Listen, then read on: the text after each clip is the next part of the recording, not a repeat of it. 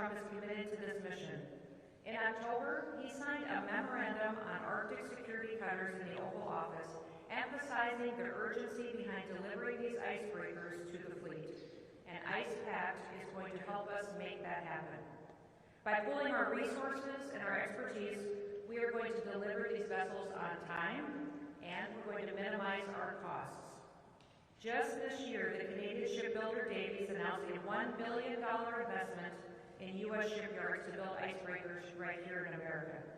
And companies from Finland are teaming up with American shipyards to deliver new, cutting-edge icebreakers. Both efforts are going to continue to create long-term, well-paying jobs for U.S. American-born workers.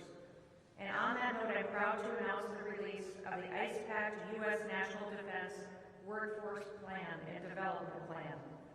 This plan is going to set the stage for rebuilding our shipyards and revitalizing an industry that has been left on the wayside for far too long. Not only will these workers be able to provide for their families, but they'll be able to take pride in knowing that their work is absolutely critical for American security, for our economic growth, and for Arctic dominance.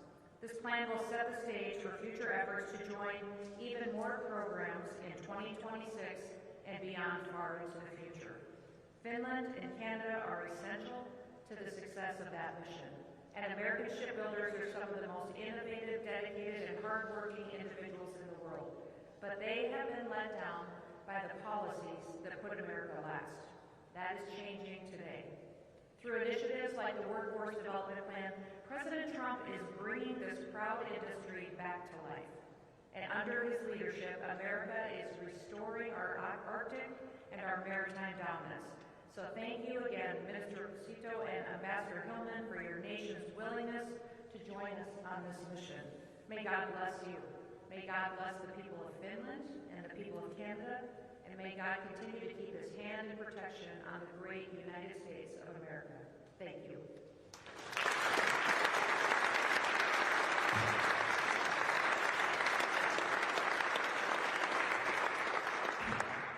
Thank you, Madam Secretary. Next, I'm delighted to introduce Ambassador Hillman, Canada's ambassador to the United States. Ambassador Hillman has been a driving force between Canada's contributions to the ICE Pact, particularly in advancing procurement reform and industrial partnerships. Ambassador Hillman, the floor is yours.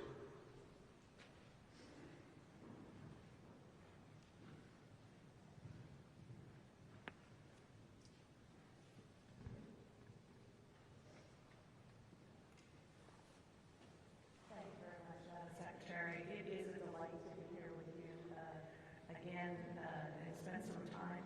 This is a very important meeting for us, and we are very delighted to be here with you and colleagues. And it's a pleasure to be here with you too, Mr. Cousteau, for this historic, I think, meeting between our three countries that solidifies our strong effort and commitment to the icebreaker coalition effort. Today, there is no doubt that we face an increasingly dangerous world. And it is important in these times to build on the relationships with our key allies. Canada, the United States, and Finland are all making economic and security decisions that meet the moment. Just a few short years ago, our ally Finland officially joined NATO, bringing the organization's membership to 31. A net contributor to defense alliance, Finland's already contributing with its Arctic capabilities, resilience, and highly advanced military.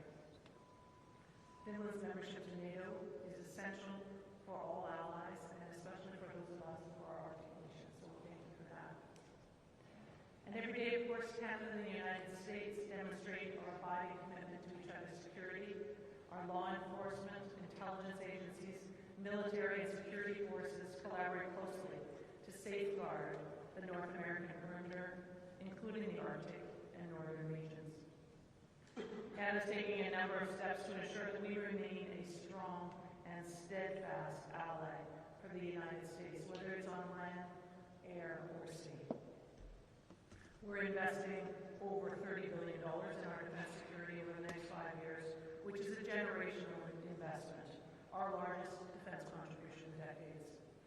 And we're accelerating investments in the years ahead on the path of meeting NATO's 5% pledge by 2035. Now, let me just share, if I may, a few investments that I think are crucial to the group gathered here today. Canadian and American armed forces have jointly defended our North American airspace through the North American Aerospace and Defense Command, or NORAD, for over 65 years. But we need to keep pace with evolving threats. And so, Canada is investing in NORAD modernization by enhancing infrastructure, control communications, surveillance, air weapon systems, science, and technology. Specifically, as Arctic allies, we're dedicated to securing our northern regions, and now more than ever, with the threats the Secretary has referenced and geopolitical competition in the Arctic. The ability of our armed forces to protect our sovereignty and respond to threats in the Arctic is essential. It is also a tenet of our national nation-building projects in Canada. For example, our new Arctic Infrastructure Fund is going to expand infrastructure in the region, including deep-water ports and a sea-lift infrastructure to support military as well as non-military functions. Our new Arctic Economic and Security Corridor will include an all-weather dual-use land and port-to-port infrastructure that will increase the capability of Canadian armed forces in the north. And we lead Canada in monitoring the north. We take this responsibility very seriously and are bolstering our capabilities, including by establishing northern operational support hubs and a new satellite-to-ground station so that we can provide year-round presence in the Arctic. These investments will expand Arctic and maritime surveillance and strengthen cyber and space capabilities. But of course, we're also modernizing our maritime fleet to enhance our ability to operate in Arctic waters. In Canada, in 2010, Canada launched the National Shipbuilding Strategy to build modern vessels, including many new icebreakers that are going to strengthen our ability to protect our sovereignty and improve our operational capability. It has positioned us well to participate in this cooperation in the ICE Pact today. By investing in cutting-edge ship designs and advanced Arctic capabilities, we've developed world-class expertise and an ability to deliver state-of-the-art vessels to meet the challenges of the future. We continue to make new maritime investments and stand ready to share our expertise with all of our allies to support a sustainable, peaceful Arctic and to uphold international rules and standards in the region. And of course, as we know, and why we're gathered here today, partnerships such as the ICE Pact are a critical component of ensuring security and sovereignty in the Arctic. By creating this framework to design, build, and maintain the best-in-class Arctic and polar vessels, including icebreakers, this partnership enhances information exchange, industrial collaboration, and research and development to ensure that all three of our nations can respond effectively to Arctic challenges. Since our countries have signed the ICE Pact Memorandum of Understanding last year, meetings such as this one have laid foundations for big announcements and moving forward as we are today. Just last month, we celebrated the U.S. launch of an icebreaker fleet renewal initiative that will be supported by Canadian shipyards. And both Canada and Finland, who are recognized leaders in icebreaker design and construction, will leverage our expertise to maximize joint capabilities with our American friends and colleagues in icebreaker development. In this case, the United States has selected a multi-purpose icebreaker design developed by Canada's Seaspan and Finland's Aqua-Arctic for 6 of its new Arctic security cutters. Canada's Chantier Davy, working through its shipyards in Finland and the United States, will contribute to the fleet renewal by building 5 icebreakers. This type of collaboration, facilitated by the ICE Pact, is not only a step towards maritime security, but it drives economic growth, innovation, and supports many good-paying jobs here and in all countries. The joint statement of intent that we're signing today will make sure that we build on this work. Central to that statement is our continued commitment to strengthen our combined industrial capacity and cooperation, and so we will work even closer together with our ICE Pact partners to help keep the region safe. In particular, in 2026, we're going to work to further enhance our industrial cooperation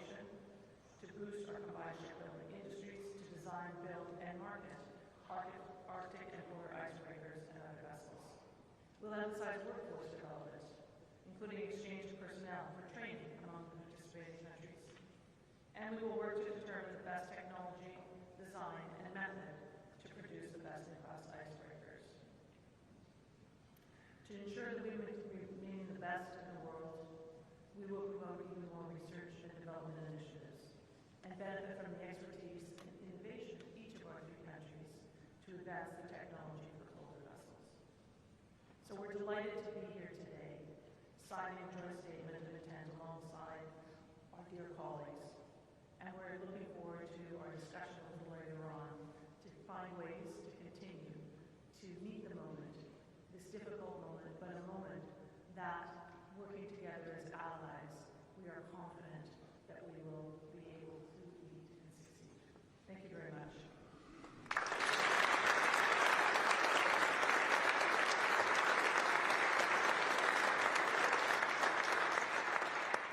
Thank you, Ambassador Hillman.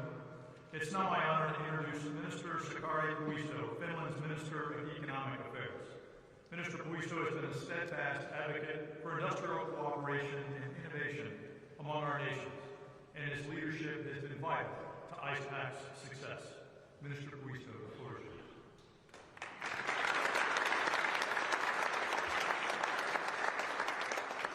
Thank you, and good morning, everybody. Distinguished government leaders, Secretary Noem, Ambassador Hillman, highly esteemed members of Congress, colleagues, industry representatives, friends, admirals. We are gathered here to celebrate more than a 1-year milestone in ICE Pact cooperation. We are celebrating the continuation of a vital alliance, one forged in the harshest environment on Earth, the Arctic. The High North is not the easiest area to operate.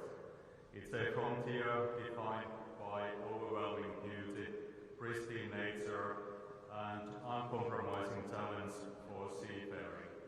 It demands respect, resilience, and above all, right type of capabilities. Today, we honor the indispensable partnership between Finland, Canada, and the United States. A partnership defined by shared strategic vision and a commitment to ensuring that the Arctic remains open, free, secure, and navigable for generations to come. This cooperation is fundamentally enabled by a critical piece of engineering, an icebreaker. And that brings us to the heart of the matter, the reason this partnership is so uniquely successful. Ladies and gentlemen, when we talk about breaking ice, we are not just talking about mechanics, we are talking about national competence.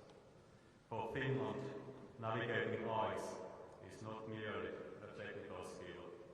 It is our maritime heritage, ingrained in our culture for more than a century.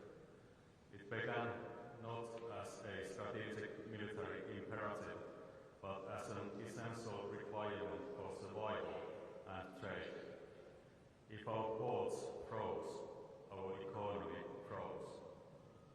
With this experience, Finnish innovation sets the global standard for icebreaking technology.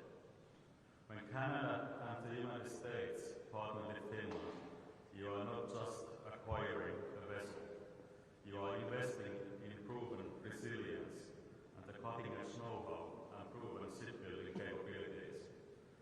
We have pioneered multiple technologies and innovations now used worldwide. The advanced hull shapes, special materials, paints, electric propulsion, the azimuthal propulsion systems, which is a maritime propulsion systems where propellers are mounted so that they can rotate 360 degrees, and the ability to operate reliably year-round in extreme conditions, both in the Baltic and polar regions. The expertise is not theoretical, it is tested and guaranteed by millions of nautical miles logged in the world's most challenging ice conditions. This deep knowledge and closely knit icebreaker ecosystem, from the designers in Finland to the steelworkers in the yards, is what we bring to this partnership, and in a timely manner. We offer not just capability but confidence. The confidence that these critical vessels will perform when needed, safeguarding your security, your missions, and the future of peaceful Arctic for all of us. Esteemed attendees, the Arctic is changing. As climate shifts, so does the strategic role of the Arctic. It means more activity, open shipping lanes, and a more important region for national security. The need for reliable, powerful icebreakers has never been more acute. Icebreakers enable us to maintain sovereignty, to assert presence, provide search and rescue, national defense, and necessary logistical support to remote communities, and to enable commerce. To keep global sea lanes open, connecting our economies across the northern passages. This is why our trilateral cooperation is a model for the world. It demonstrates that security and development in the Arctic are best achieved through shared commitment, shared resources, and shared technology. But the challenge is hard and complex, like ICE. The steps we have already taken are significant. Joint constructions of the vessels is the most effective way to get things done and gradually build the confidence and capacity up. It is inspiring to see the new icebreakers forming at the shipyards. We are not just building ships, we are building a more secure and stable Arctic future. The meeting today is a powerful reminder that the best solutions are built together and the greatest challenges are overcome through trust. Finland is proud to stand with our partners and allies, the United States and Canada, lending our specialized knowledge to this indispensable mission. We pledge to continue pushing the boundaries of joint Arctic shipbuilding and engineering, ensuring that the vessels we deliver are not just excellent, but best in class. Let us not view the ice as a barrier to be broken, but as a surface where we can skate smoothly and fast. We look forward to the enduring ICE Pact partnership between Finland, Canada, and the United States to encourage all the men and women who design, build, and operate these very magnificent ships. Kiitos. Thank you very much.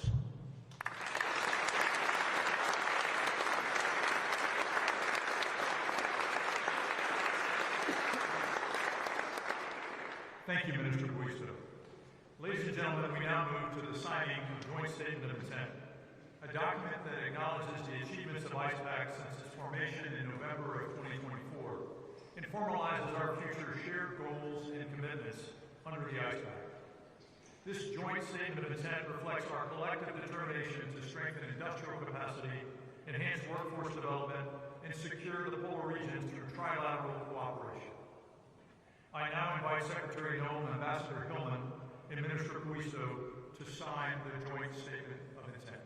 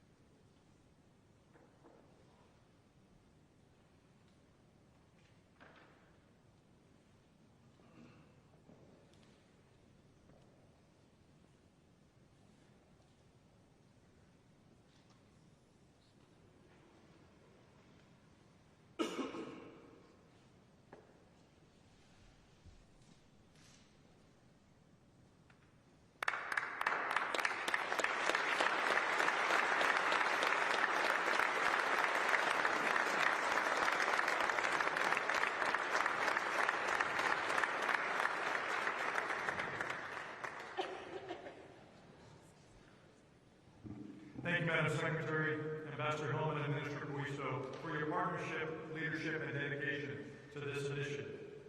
With the signing of the joint statement of intent, we've taken another step forward in ensuring that our nations are prepared to meet the challenges of the Arctic and the Southern Polar region while fostering economic growth and innovation.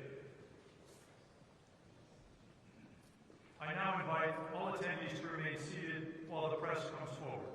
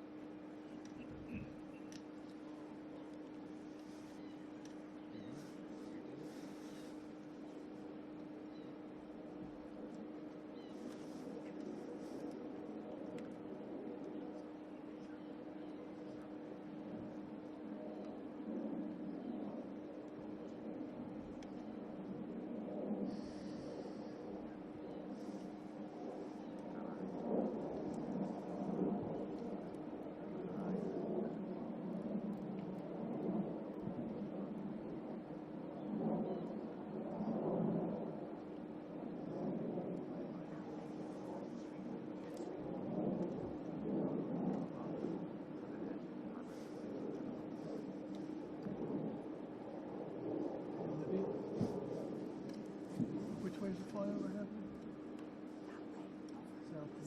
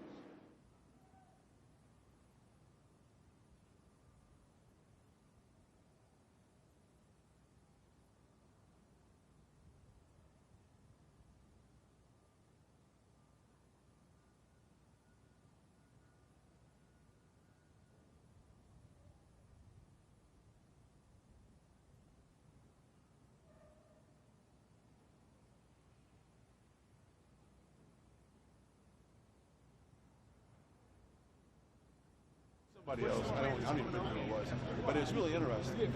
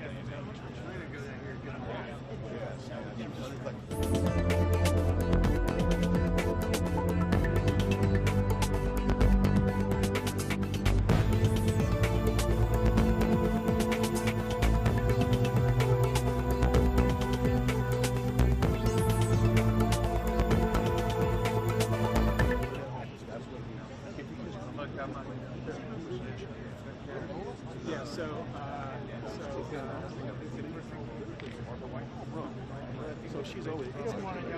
Yeah, so. Yeah, water winner. Again, come around. All right. I gotta run. Right back.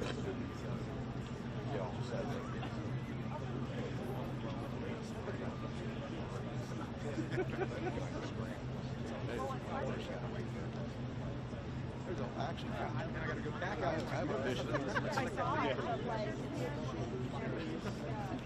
I seem like someone on TV. Well, hey. So when I have one I have trademark. I saw this. I went around with you. And I parked right in the middle of the actually. I didn't leave it there. Really? And they do. So I leave it on the day. I'll come in the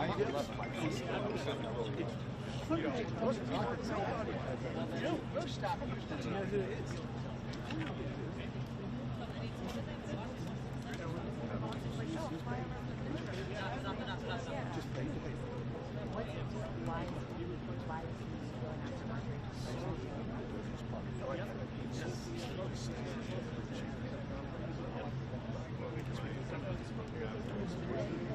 Great. Oh, yeah. It wasn't. It was a lot more. That's not.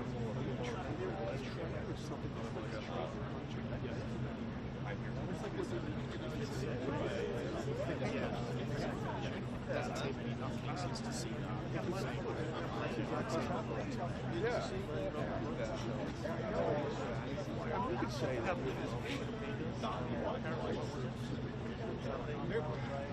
they were very happy with it, I know that. But as far as like, you make it for the close week? I don't know.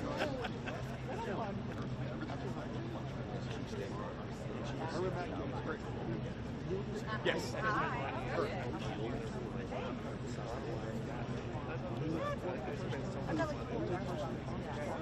Figure it out, yeah.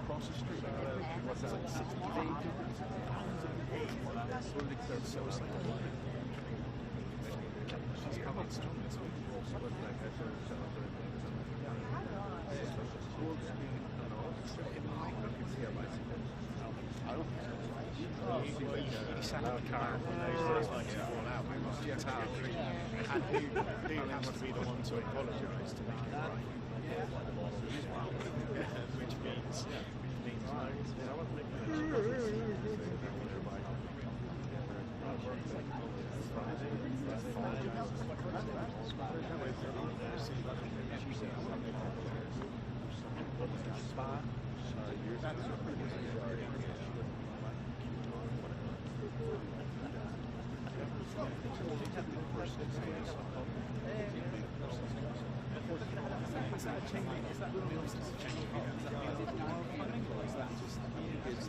I think it's the last. I think it's just like the other video.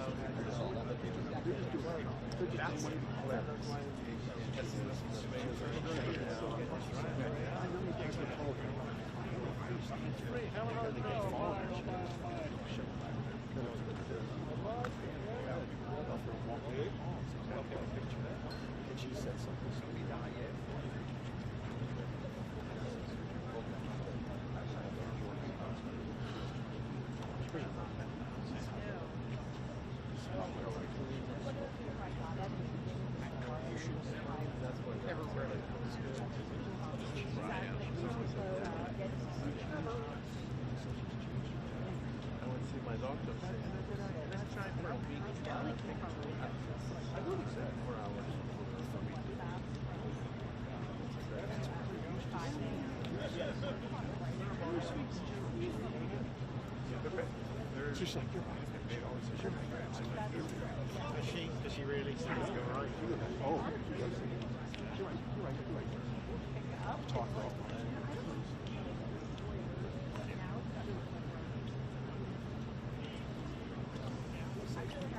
It's exhausting, isn't it? Also, if you're the better person, you're the better person.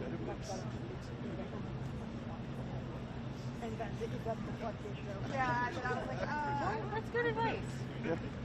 I don't have 21 guns. Oh, we don't when they are shooting. Ceremonial, hey! Already, I'm rolling already. You are okay. But I have to get them to the season.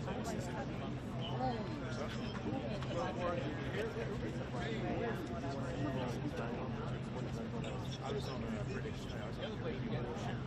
this fancy shot it off. And like, there's a 5-second burst, which is like 1,000 rounds.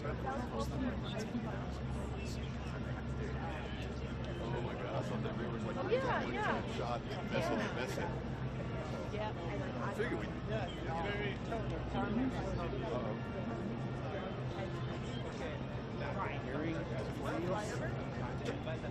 I don't want to stay for my shot, so I'm going to get off away from the music.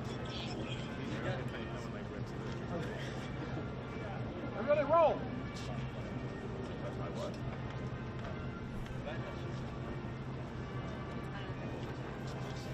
They have to be a standing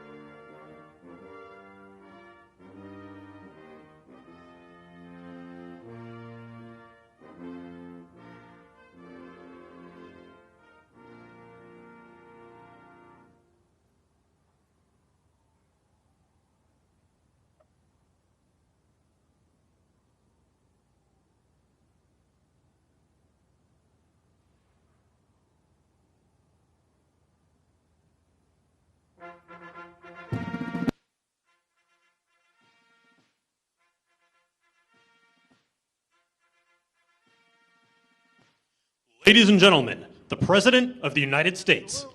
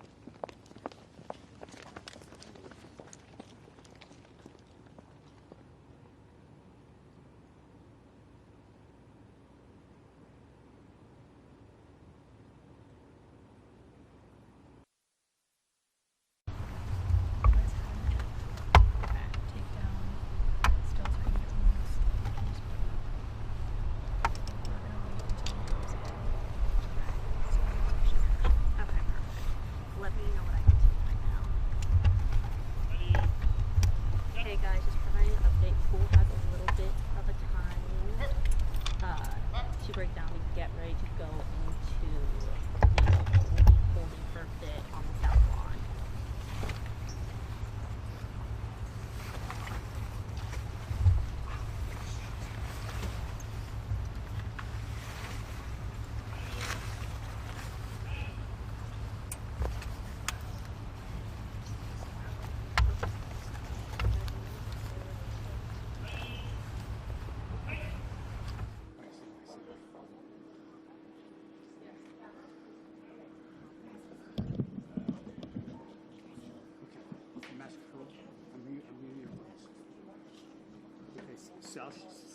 South should be on.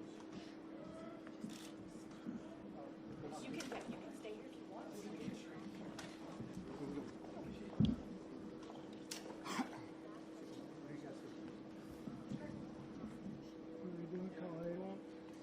What's that? They doing a colonnade one? Yeah. So I'm just gonna sit here. Pick them up here. But they haven't done the colonnade. No.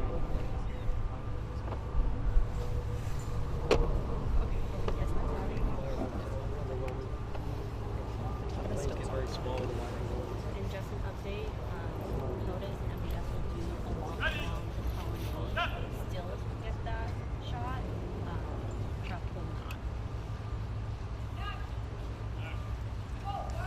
Don't tell them that.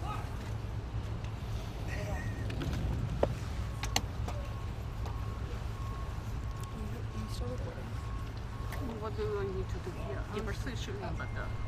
Yeah. Just one shot now.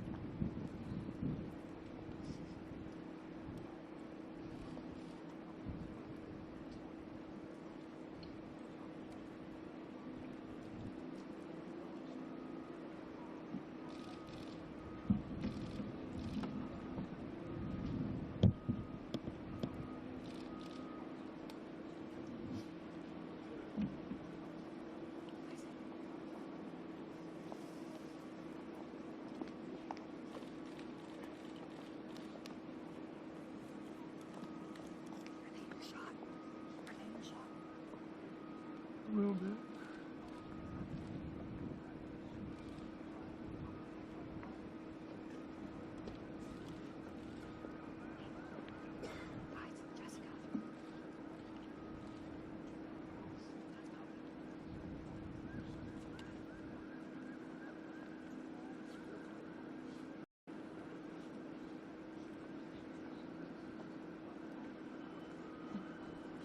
Yeah, she's in my shot.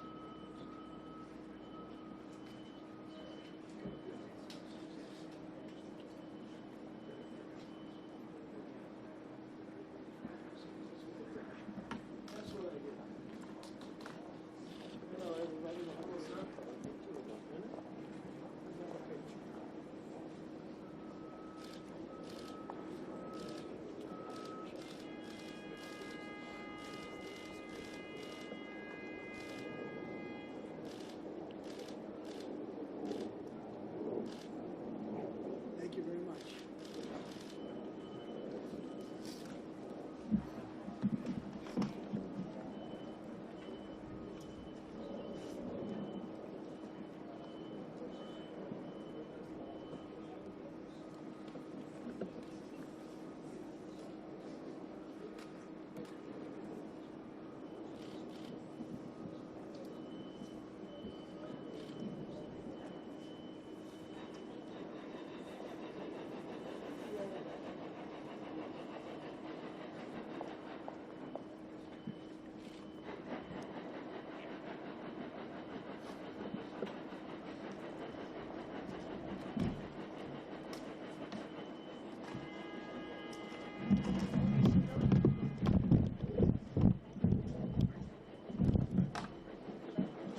Yeah, cuts. Oh, yeah. No. Not the head.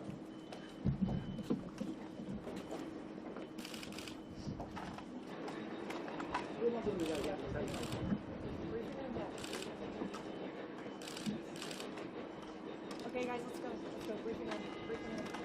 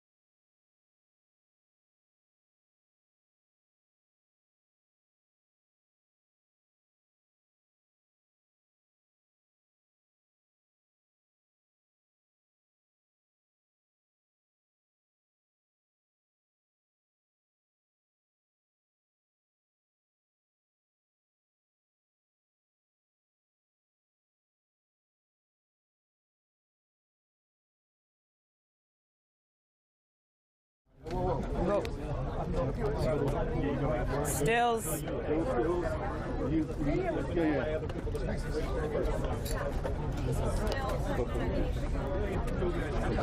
Yep. Oh.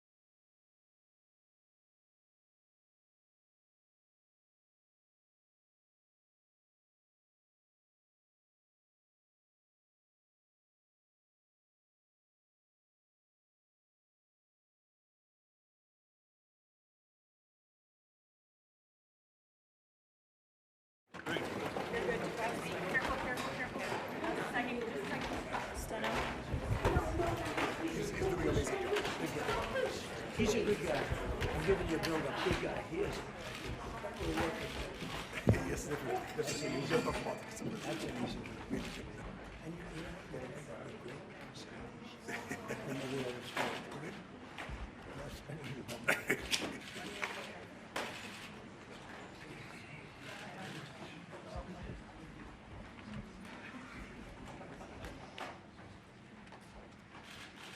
Well, thank you very much, everybody. We have a extremely respected man in the Oval Office today, and a friend of mine for a long time, a very good friend of mine.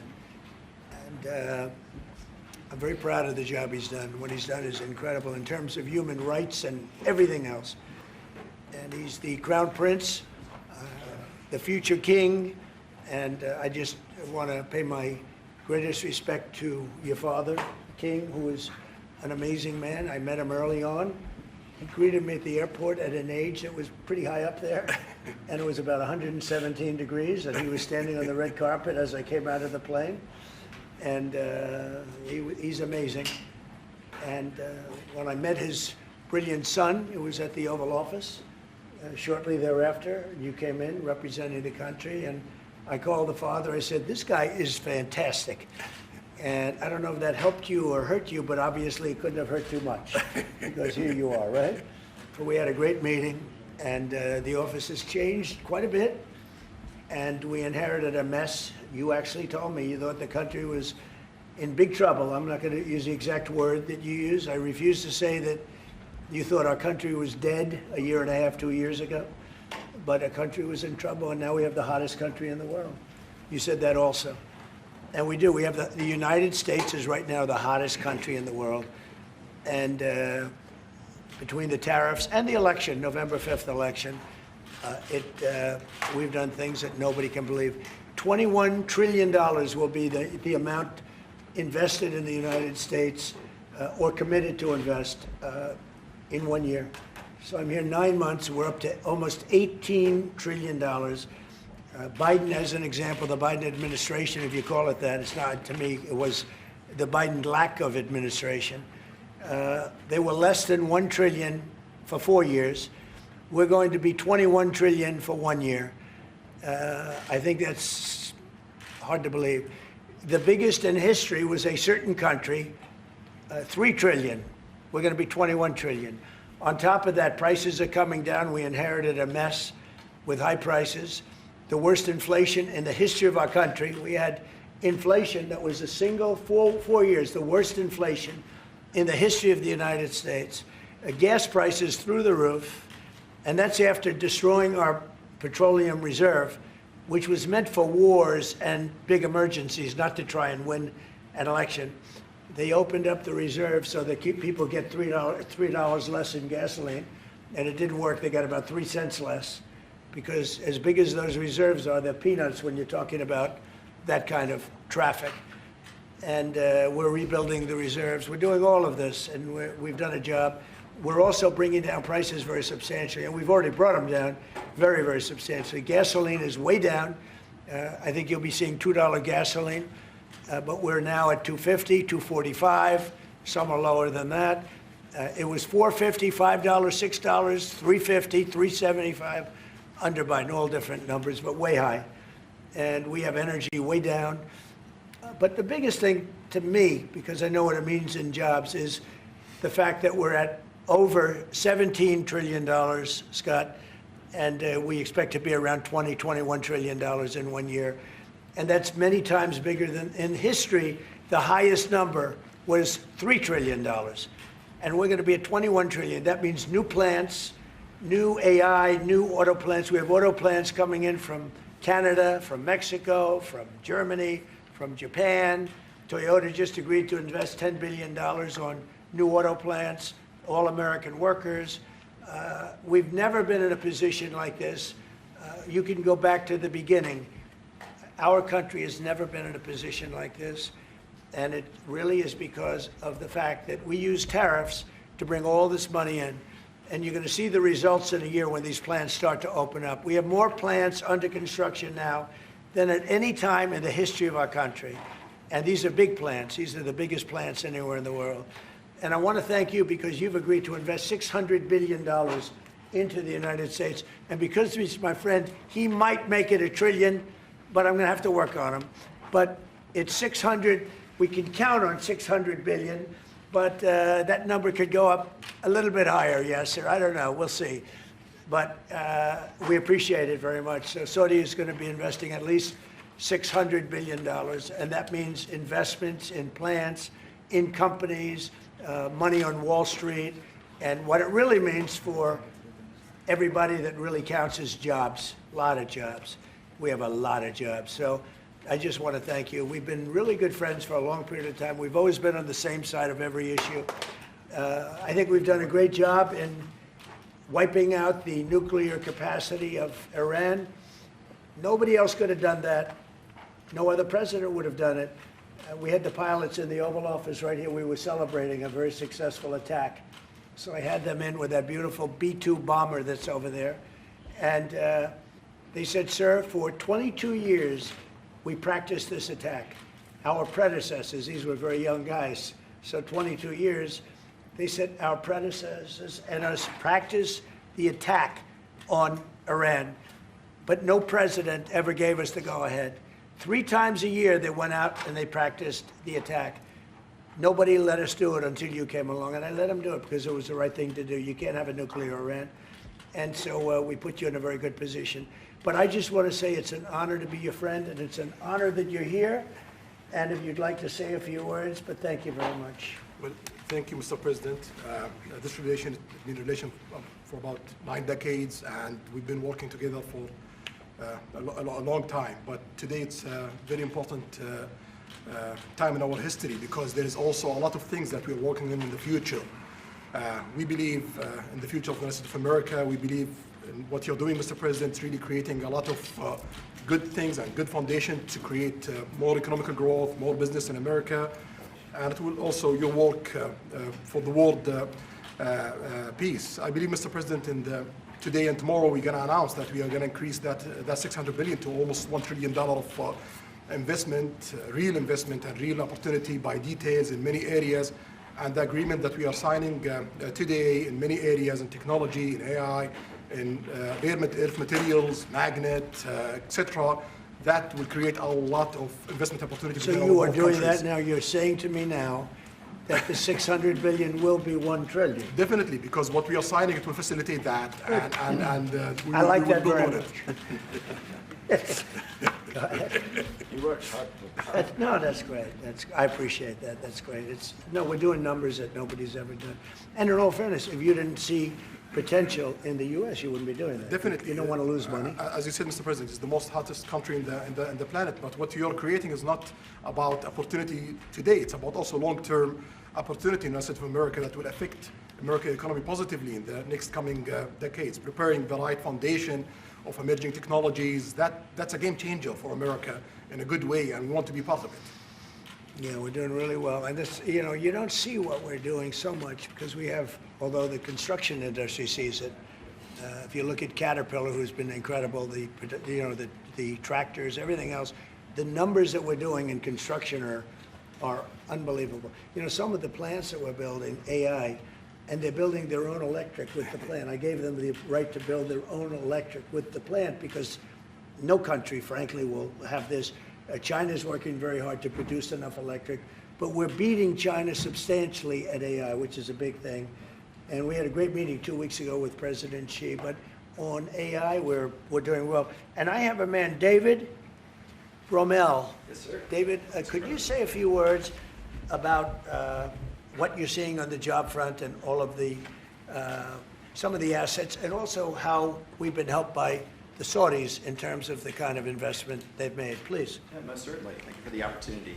I am a facility leader for GE Vernova, and if you look at the landscape for GE Vernova investment, over $750 million in the U.S. focused on true manufacturing jobs here stateside. We're looking at tripling the output of our Greenville, South Carolina facility where we make the gas turbines that are supporting U.S. needs as well as the Saudi Arabia needs. So real jobs, $300 million in gas investment, resulting in over 500 pieces of new equipment being installed in the Greenville, South Carolina facility.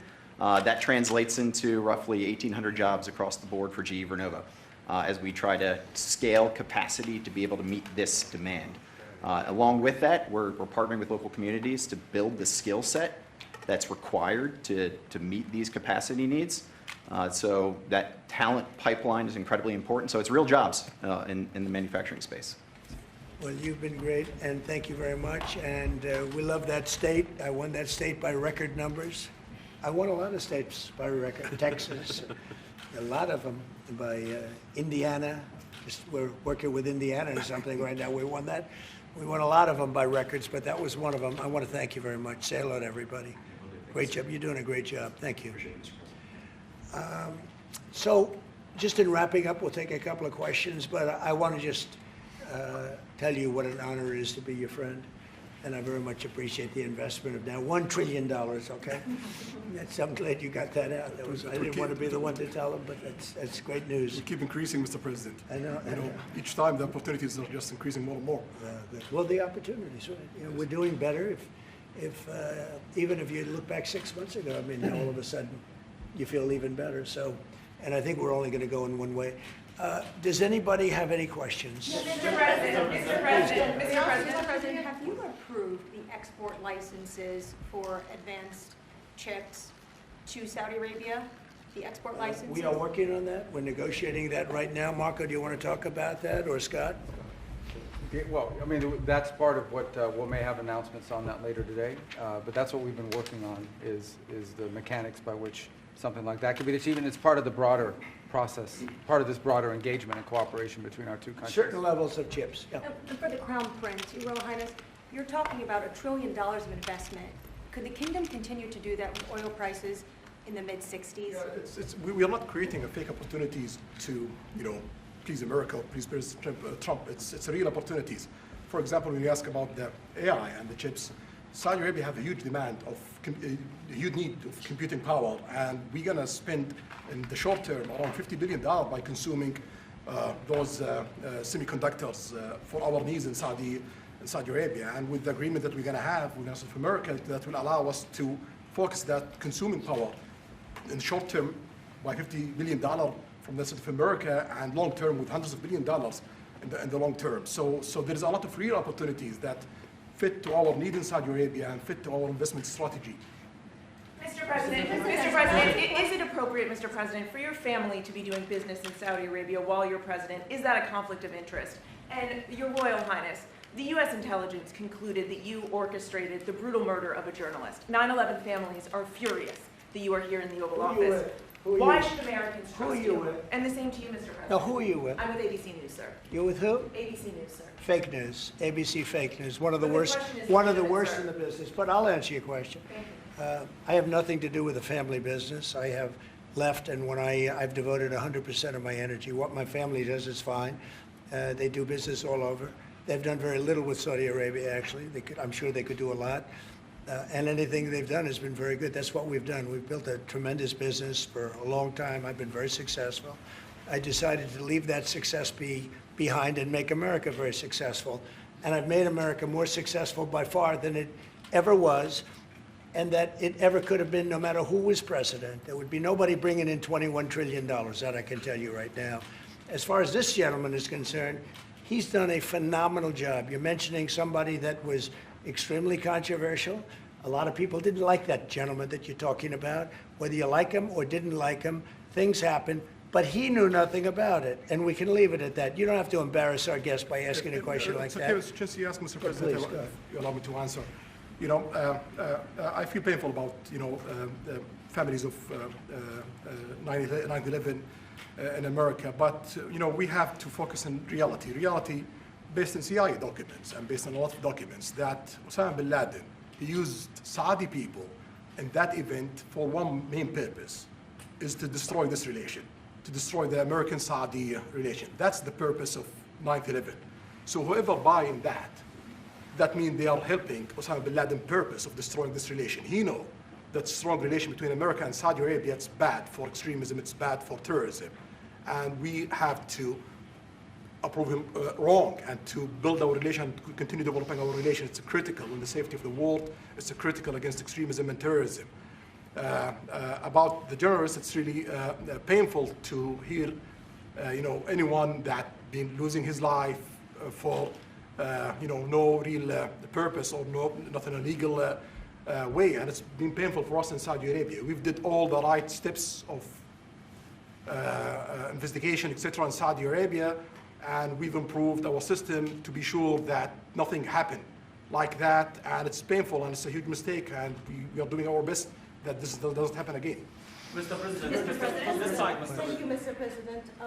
The Crown Prince has been instrumental in helping lifting the sanctions on Syria. Will there be any joint investment between the U.S. and Syria? And will you visit Damascus? Are you from Syria? No, but Where are you from? I'm from Palestine. Oh, making a lot of progress, huh? Very good. Well, they like me. The Palestinians like me. The Palestinians are doing very well, actually. I think we're working very closely with a lot of people that make everybody happy, including Israel, the Palestinians, and everybody. That's very interesting. No, I think that I will tell you, the Crown Prince called me, and he specifically asked me if I would lift the sanctions on Syria, because he wants to see Syria make it. As you know, the leader of Syria was just here, and we had a great meeting, and he's a strong guy, and I guess you need a strong person to run it.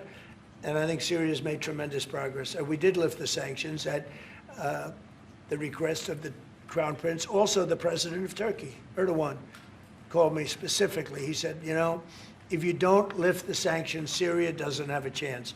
If you do, they have a very good chance. And between the two of them and some others, I lifted the sanctions. And the results so far have been pretty good. Mr. President, can I ask you a question about the F-35s that are being sold to Saudi Arabia? Are these the same ones that are being used by the Israeli military? And if so, how does that allow for the qualitative military edge for Israel? And then I want to ask you, because you brought up the plight of the Palestinians, are you aware of relocation flights to South Africa that are taking place right now? Which flights? There are relocation flights that are taking place. Some Palestinians are being charged up to $2,000 a seat. I'm not going to South Africa for the G20 because I think their policies on the extermination of people are unacceptable. So I'm not going, so I won't refer to anything having to do with South Africa. South Africa has behaved extremely badly. But I will say that when you look at the F-35 and you're asking me, is it the same? I think it's going to be pretty similar, yeah. How will that This affect? is a great ally, and Israel's a great ally. And I know they'd like you to get planes of reduced caliber. I don't think that makes you too happy. They've been a great ally. Israel's been a great ally. And we're looking at that exactly right now. But as far as I'm concerned, I think they are both at a level where they should get top of the line. Yes, please. Can I just quickly ask for the Crown Prince, if I could just ask about the direct talks between U.S. It's all right. Steve, 1 second. Go ahead. Have you reached an agreement on a U.S.-Saudi defense treaty today? And are you going to bring up the Abraham Accords in your discussion? I already brought them up. What did you say? I think I got a positive response. Would you like to respond? Yeah, so definitely we believe having a good relation with all Middle Eastern countries, it's a good thing. And we want to be part of the Abraham Accord, but we want also to be sure that we secure a clear path of two-state solution. And today we have a healthy discussion with Mr. President that we're going to work on that to be sure that we can prepare the right situation as soon as possible to have that. I think we're, I don't want to use the word commitment, but we've had a very good talk on the Abraham Accords. We talked about one state, two state. We talked about a lot of things in a short period of time. We'll be discussing it further too. But I think you have a very good feeling toward the Abraham Accords. Yes, definitely, Mr. President. We want peace for the Israelis. We want peace for the Palestinians. We want them to coexist peacefully in the region. And we will do our best to reach that day. And the defense agreement, have you reached agreement on that? We pretty much have. Quick question for the Crown Prince, if I could just finish. We have reached agreement on that. Mr. I wanted to ask you about the direct talks between the United States and Iran. Have you been fully briefed on that, and are you concerned at all about how this might impact Saudi security interests? Well, we are close ally. We'll be working closely together on that issue, and we will do our best to help to reach a deal between the United States of America and Iran. And we believe it's good for Iran's future to have a good deal that will satisfy the region and the world and the United States of America. So we will do our best to see that day happen. And by the way, Iran does want to make a deal. I can say I think they very badly want to make a deal. I am totally open to it, and we're talking to them, and we start a process. But it would be a nice thing to have a deal with Iran, and we could have done it before the war, but that didn't work out. And something will happen there, I think. But they would very much like, I mean, they may say something else, but they would very much like to have a deal. Mr. President, you announced that you are going to sell 35 F-35 jets. You said you are planning to sell the F-35 jets to Saudi Arabia. Yeah. Is it part of the security agreement? And how you assess the defense partnership between Saudi Arabia and the United States? And the question for Well, no, I just said it, though. I mean, we're going to sell them F-35s. That's the end of the question, I guess. Is it part of the security agreement or no? No, we're going to have a deal. They're going to purchase F-35s. They're buying them from Lockheed, and it's a great plane. We make, by the way, the best military equipment. You saw that during the Iran little skirmish. We make the best planes, the best missiles. We make the best offensive missiles. We make the best military equipment in the world. Nice. For His Royal Highness, I would like to ask you about how you see the cooperation between the United States and Saudi Arabia in the advanced technological field, especially AI, and how it will support Saudi Arabia to serve its goals to achieve the vision of 2030. Well, I will try to answer that in short, but definitely there's a lot of interest in many industries between Saudi Arabia and America, and we are signing a lot of agreements in different areas that will really add value to American economy, but also to add value to us in Saudi Arabia. And AI, it's critical for us because one of the long-term problems that we could have is lack of workforce. As you've seen in the past few years, some of them have reached 30% of the global immigration to Saudi Arabia. So we know that to assure the Saudi Arabia GDP growing with the lack of workforce that we have, we need to use a lot of computing power to replace job in the long term. So that's huge demand in Saudi Arabia, and we want to link it to American private sectors and getting the supply from America. So there's a lot of opportunities in that area. And we're also involved in AI in Saudi Arabia. So we're working, and we're leading by a lot on AI. Actually a lot. China would be in second place, but we're leading by a lot. And I have to say this, and our relationship with China has been very good. And as far as buying our farm products, they're pretty much on schedule, Scott. I'd like you to call them, say if they could speed it up, it would be good. Okay, but they're pretty much on schedule. I'm sorry, please. If I may, I have a question for both the Crown Prince and President. Who are you? Faisal Abbas from Arab News, Saudi Arabia, Your Excellency. It should be a friendly question. Your Royal Highness, just picking up on something you've just mentioned about how some people try to destroy the relationship between Saudi Arabia and the United States. Perhaps, since the launch of the vision, we've been used to having the bigger picture and that everything fits into the bigger picture. Might you want to elaborate a little bit about where is the relationship, the bilateral relationship, the strategic partnership between Saudi Arabia and the United States heading, and what's the big picture there? Well, I don't think it's a relation that we can replace it from the Saudi side or the American side. It's a critical relationship for our political attempt, for our economical attempt, for our security, for our military, for many things. And it has been there for 9 decades, and the opportunities that we have today, it's huge, and seems that it's going to get deeper in the next few decades. And what we are having today and tomorrow with President Trump, it's really a huge new chapter on this relation that will add value to both of us. When you think about it, I'm just sitting here. You're with the future king, a man who's respected by everybody, a man that doesn't have to be doing this, really. I don't have to be doing it either. And yet we're sitting here taking questions, we didn't say, oh, you can't talk about this. And there's never been transparency like this, even in his country, but there's never been, in our country, that's been acknowledged. But We didn't put restrictions, and I'm saying it's sort of wonderful to be taking questions from all over the world. Everybody's here. This is just a small group representative of tremendous numbers of media that are outside, that are very jealous that these people were so selected. But they're representing a lot of people that are outside.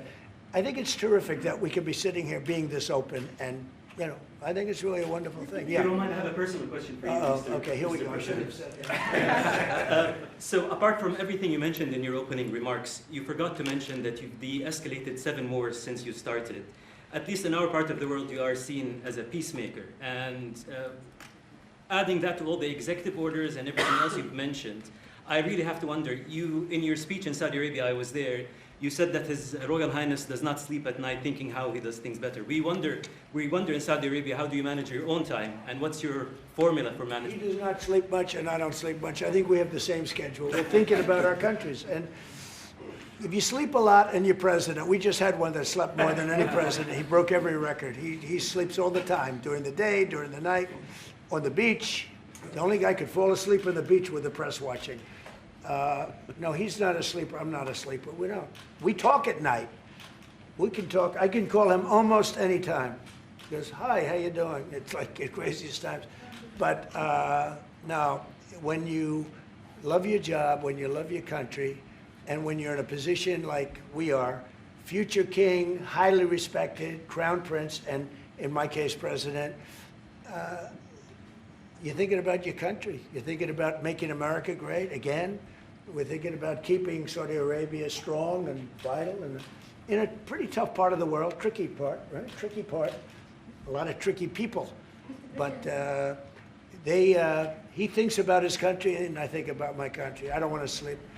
President Trump, do you expect a formal civil nuclear deal to be reached soon? Can you talk to us about that aspect With of who? with Saudi Arabia? I can see that happening. Yeah. Do you think that an agreement will happen today? It's not urgent. You know, it's always when you have civil nuclear, but you have more oil than almost anybody else. We actually have more oil and gas than they do, but I refuse to say that. And We have more than we have more than anybody. Can you imagine?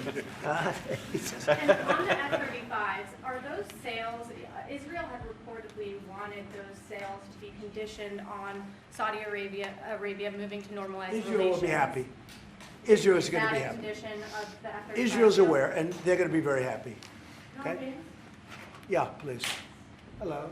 Hi, hello. My name is Amal Hazani from Sharq al-Awsat newspaper, from Riyadh, of course. I have a question for the Crown Prince and for you, Mr. President. Crown Prince of Saudi Arabia, how much you expected from developing the cooperation with the United States in the field of new energy, AI, supply chain? How much you expected from that? No limit. We just continue pushing forward.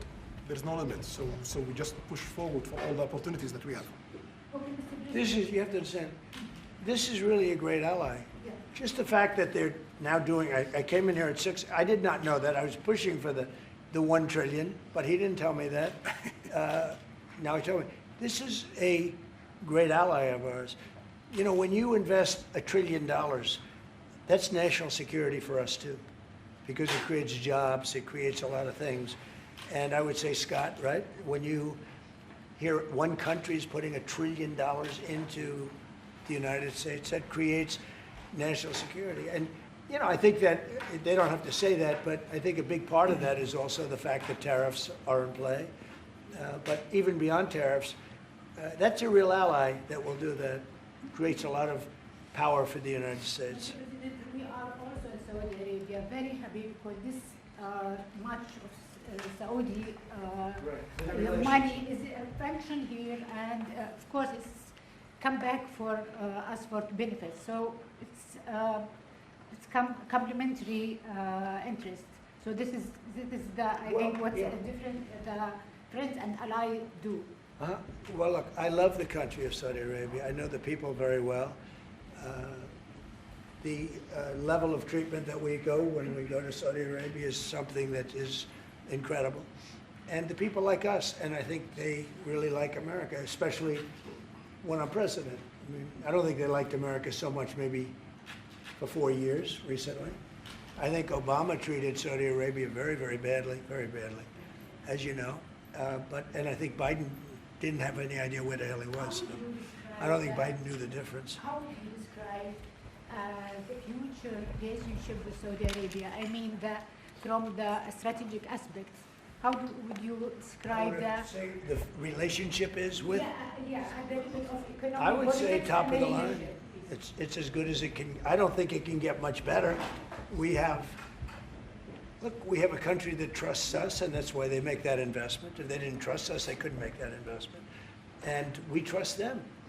They've been very reliable. Now I rebuilt our military in my first term, and we spent trillions of dollars, and we gave away some of it in Afghanistan stupidly because we had stupid people running our country. But we gave away, but that's as much as it was. It's a tiny fraction of what we put here, and we're bringing our military to a new level, the highest level ever. We have those plants are going out, and again, it's all American jobs and everything, so it's good for a lot of reasons. But as far as Saudi is concerned, no, I don't think our relationship could be better. I don't think they had a great relationship under Biden, and I don't think they had a great relationship under Obama. But they have a great relationship under Trump. When we did the Presidential Walk of Fame, you saw that, right? And we're walking, and I asked the Crown Prince, so outside of Trump, because I blow everyone away, who was the best president for Saudi Arabia? And you could maybe, it's an interesting answer, I don't know. The Roosevelt, who started it, which is a Roosevelt. Democrat. And Reagan, he's one of the historical presidents that have close ties with Saudi Arabia. But we've worked with all presidents. Does Trump blow them all away? No, it's another league, Mr. President. Mr. President, And Trump doesn't give a fist pump. I grabbed that hand. I don't give a hell where that hand's been. I grabbed that hand. Remember Biden? He travels for 20 hours, gets out, and he gives a fist bump. No. When you get out of the plane and you got the future king and the man who's one of the most respected people in the world, you shake his hand. You don't give him a fist bump, right? We don't want to ask you about that, but I can't imagine you were thrilled. You were like a little bit surprised. He's a fantastic guy. You don't do that. Yeah, please. we're getting closer to the end of the year. Have you started the interviews for the Fed chair? Yes. Who have you interviewed? I think I already know my choice. Who is it?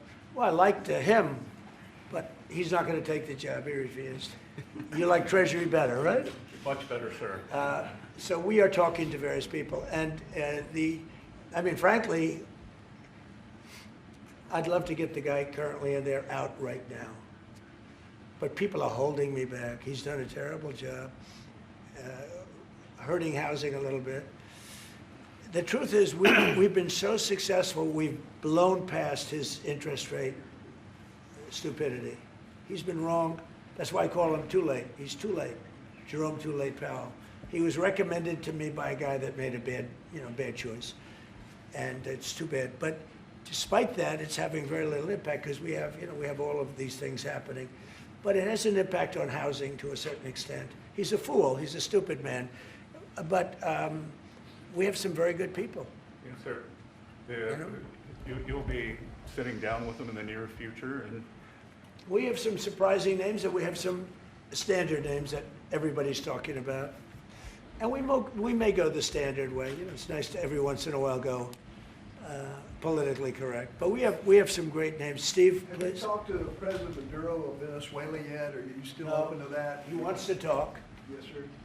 Yeah, I'm open to talk. I talk to everybody. But no, he wants to. They treated us very badly.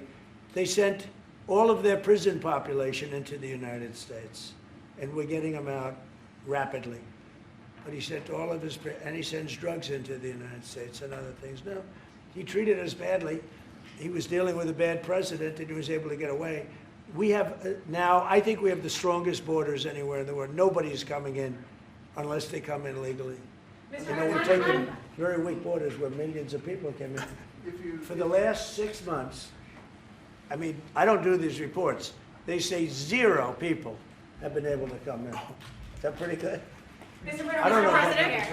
Mr. President, why wait for Congress to release the Epstein files? Why not just do it now? You know, it's not the question that I mind, it's your attitude. I think you are a terrible reporter. It's the way you ask these questions. You start off with a man who's highly respected, asking him a horrible, insubordinate, and just a terrible question. And you could even ask that same exact question nicely. You're all psyched up. Somebody psychs you over at ABC. You're going to psych it. You're a terrible person and a terrible reporter.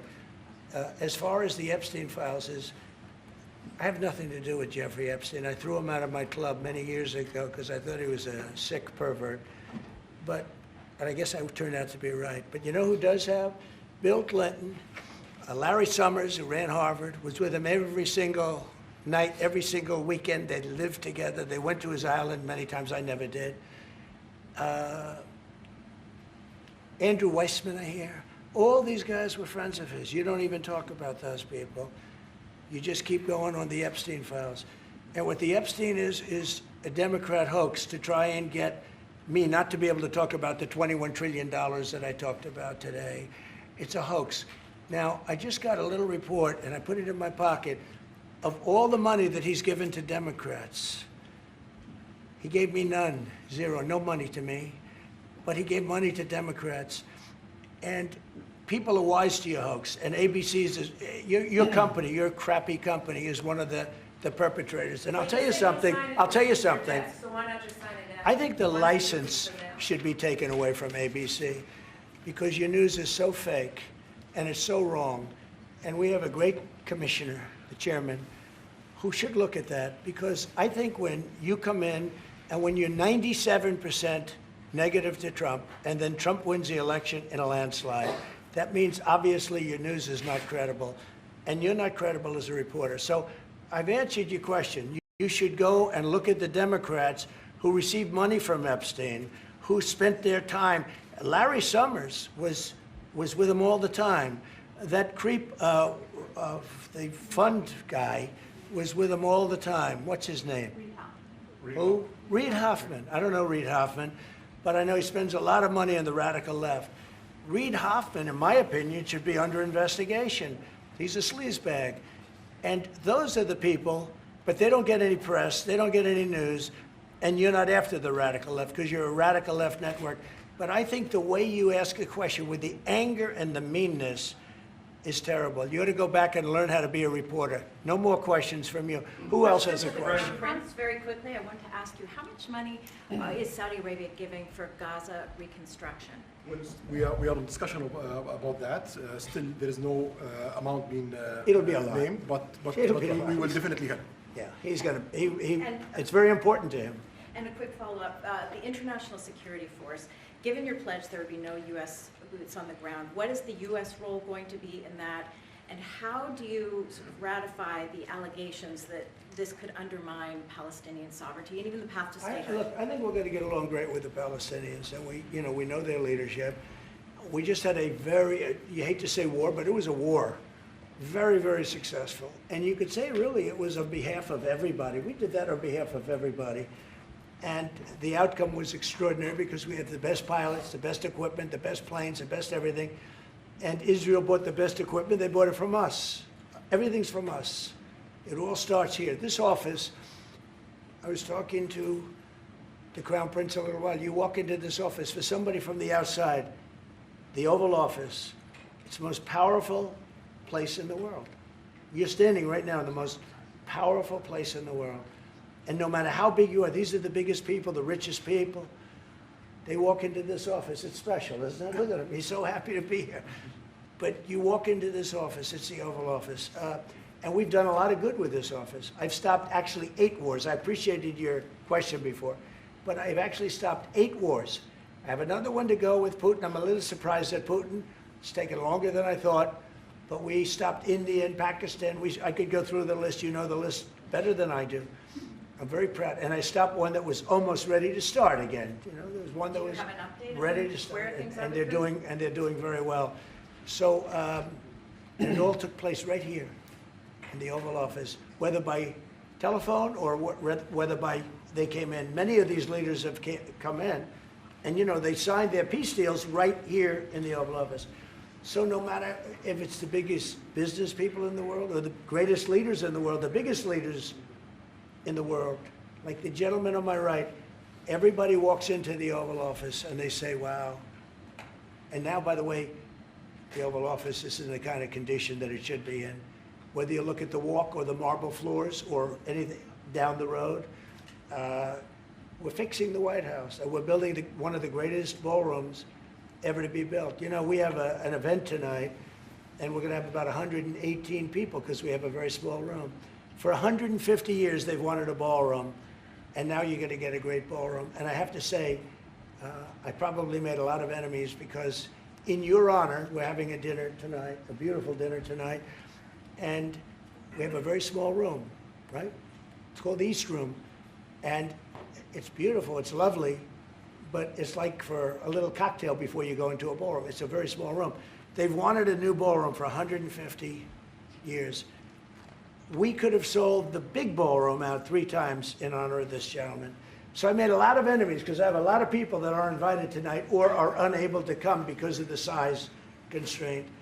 But you know what we'll do before I leave office? We'll have another dinner because we'll have it ready long before I leave office, and it's going to be beautiful. You know, it's a very popular thing what we're doing. And by the way, no government funds. It's all put up private money, all private money. And in the case, I think it's there's a restriction on foreigners. Otherwise, I could have asked you just for a check, okay? But there's a restriction. These are all private individuals that put up a lot of money to build the ballroom. Not one penny is being used from the federal government. So it's really a nice thing. But I look forward to it. I just pointed it out. This would be a perfect night to have that ballroom open, Susie. If we had that open, we'd have a lot of people very happy. Right now we have a lot of unhappy people because they all want to be with us tonight to honor this great man. Thank you all very much. Thank you. Thank you, Press. Thank you, Press. Thank you, Press. Everybody out. Let's go. Thank you, guys. Thank you, Press. Let's go. Thank you, guys. Thank you, Press. Let's go. Let's go. Thank you, guys. Thank you. All right, guys. Start with guys. Thank you. Big breakout outside. Press, let's go. Thank you, Press. Thank you. Thank you, Press. Thank you.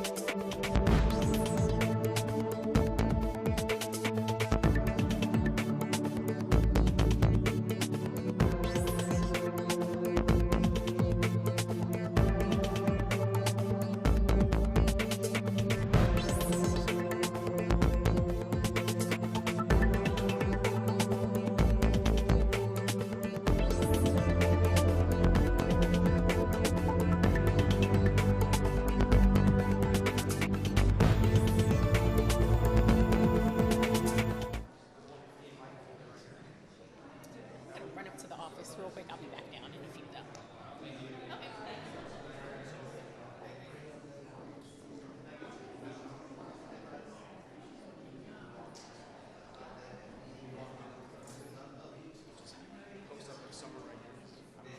What's up?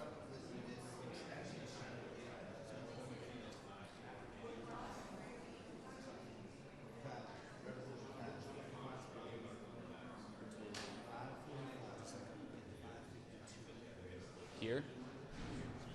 Okay.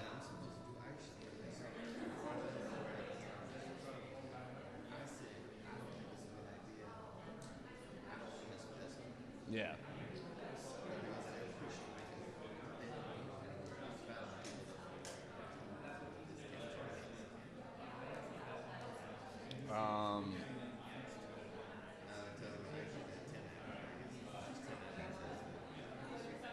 Yeah, I think that could work. Is that okay with you? Okay.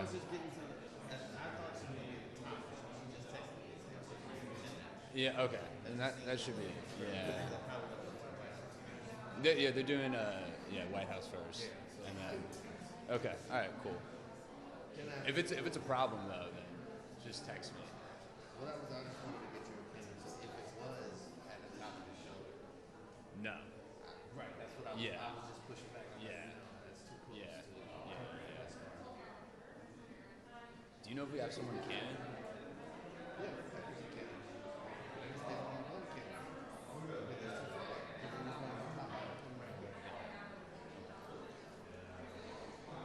Well, if something comes up or they change it, just shoot me a text. I'll call the next. But if it's 10 after, I think that should be fine. Yeah. Yeah. Just make sure you're ready. Make sure you. Oh, there you go.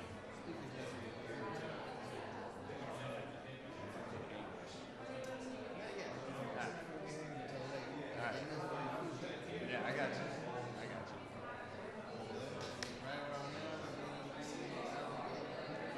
Alright, well, I gotta head outside, but good to see you guys. Likewise. Let me know if you need anything. How's steps? I'm with Fetzer. Alright, man.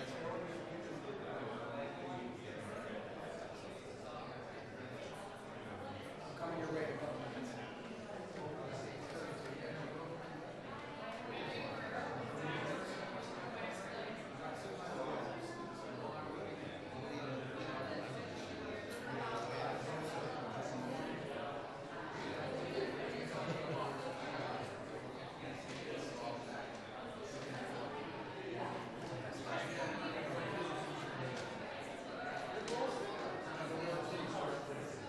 Where are you gonna put a speaker?